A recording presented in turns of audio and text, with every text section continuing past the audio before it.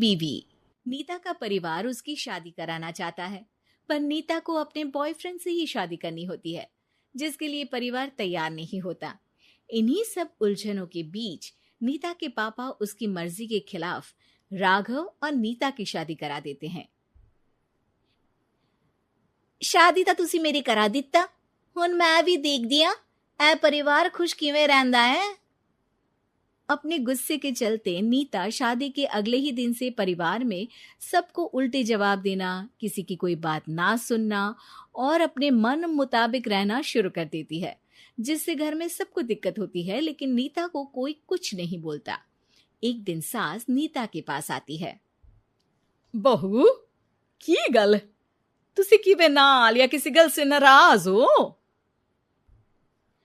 तुहानू मेरी फिक्र करन दी कोई लोड़ नहीं, मैं ठीक हाँ।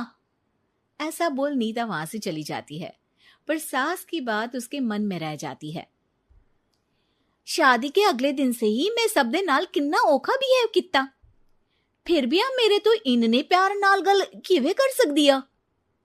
मां नू नफरत करनी नहीं आउंदी, ऐस करके वो सोचती आ कि एक ना एक दिन तुम्हारा गुस्सा भी खत्म हो जाऊगा। यह कदे नहीं हो सकता। इससे पहले राघव कुछ बोलता, नीता का मोबाइल बजने लगता है, जिस पर राघव वहां से चला जाता है और नीता फोन पर बात करने लगती है।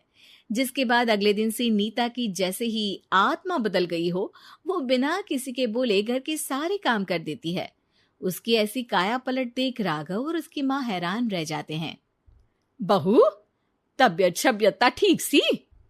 तबियत छड्डो मां, मैनू लगदा इसदा दिमाग हिल गया। तुसी दोनों की गल करी जांदे हो? मैं ठीक आ ते मेरा दिमाग भी। बस आज रियलाइज हो गया कि मैं अपने गुस्से विच कितना प्यारा परिवार ठुकरा रही सी। नीता की बात सुनकर सब बहुत खुश होते हैं और अब नीता सास की सेवा से लेकर पति की हर बात मानने लगती है, जिसकी वजह से कुछ ही समय में घर की सारी भाग दौड़ उसके हाथों में आ जाती है। उसी के साथ सास और राघव भी हर काम के लिए नीता पर ही डिपेंड हो जाते हैं। नीता, मेरा लैपटॉप किथे आ?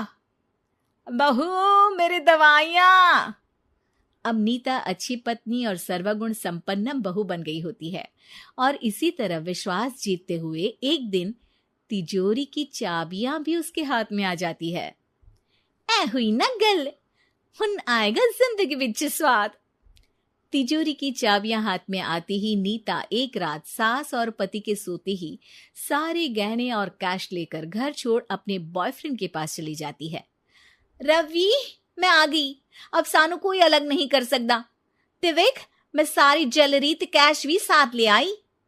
नीता की ये बात सुनकर रवि खुश हो जाता है और वो दोनों साथ रहने लगते हैं, जिसमें नीता पूरा समय काम करती है तो रवि उसके लाए पैसों पर ऐश करता रहता है। मैं तेरे तो प्यार कर दिया, ता करके ससुराल छड़ाई, और एक तू आ जो पैसों दे आगे कुछ भी नहीं देखदा। ओ महारानी, अपने काम तो काम रख, मेरे ते जुबान लड़ान दी जरूरत नहीं, वरना इस घर तो बाहर कर देना है। ऐ मेरा घरा, तेरा ससुराल नहीं, जीवे मन किया रहली, इथे रहन लाई, हाथ चला जुबान नहीं। रवि की बातें सुन नीता के सिर पर जैसे आसमान ही टूट जाता है। एक तेरे करके मैंने अपने मां पियो नाल उस भले चंगे ससुराल नु भी धोखा दिता, ते तू छड्ड परे, मेरी ही गलती आ। जे अखा उत्थे तेरे प्यार दा पर्दा डाल, उस दिन फोन ते तेरी गल्ला विच आ गई। जे नहीं आउंदी ता आज खुशी नाल उथे ही बैठी होनी सी। ए भाषण उन्ना दियो जिससे इसका फर्क पड़े, मेरे कॉल नौटंकी नहीं। रवि वहां से चला जाता है और नीता रोती पछताती वहीं बैठ जाती है। हाय रब्बा, ए मैं की कर दिता, उस घर विच भी वापस नहीं जा सकती। एक ता घर छोड़ा, नाल चोरी भी की, कोई मेहणु माफ नहीं करूंगा। घर कैसे वापस जाए, इसी डर से नीता रवि का घर छोड़ नहीं सकती। इसी तरह दिन बीतते हैं और उन्हीं के साथ हालात बद से बदतर होते जाते हैं।